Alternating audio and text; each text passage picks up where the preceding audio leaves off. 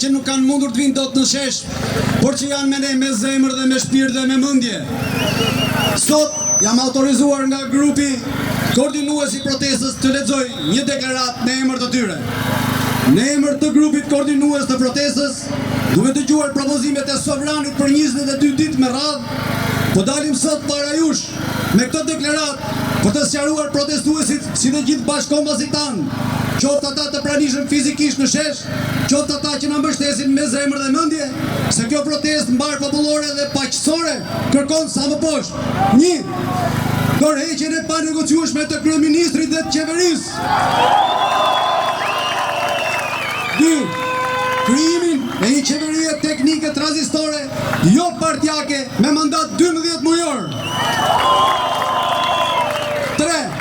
Ndryshime kushtetuese, ku të gjithë shtetasit shqiptar të jenë të barabartë para ligjit, si dhe miratimin e saj me referendum popullor, duke përfshirë në të tjera, ndryshimin e kodit zgjedhor, ndryshimin e ligjit për financimin e partive politike dhe organizatave të ndryshme, kufizimin e ushtrimit të detyrës së kryeministrit në jo më shumë se 2 mandate, të plota ose të pjeshme, gjatë gjithë jetës politike të një individi. 4. Paralelisht, ne nuk heqim dorë nga kërkesat fillestare. Anulimin e ndryshimeve të bëra në ligjin për zonat e mbrojtura. Anulimin e ndryshimeve të bëra në ligjin për trashëgimin kulturore.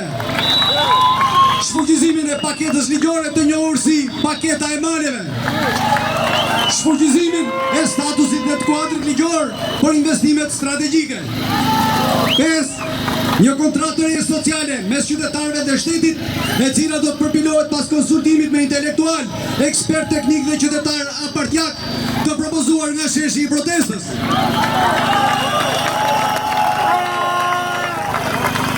Këto janë kërkesat tona të qarta, legjitime dhe të panegociueshme, të dala nga zëri I qytetarëve dhe nga vullneti I sovranit. Ne mbetemi të vendosur në rrugën e protestës paqësore, demokratike dhe qytetare deri në realizimin e tyre. Shqipëria e shqiptarëve, jo e pushtetarëve. Shqipëria e shqiptarëve, jo e pushtetarëve. Shqipëria e shqiptarëve, jo e pushtetarëve.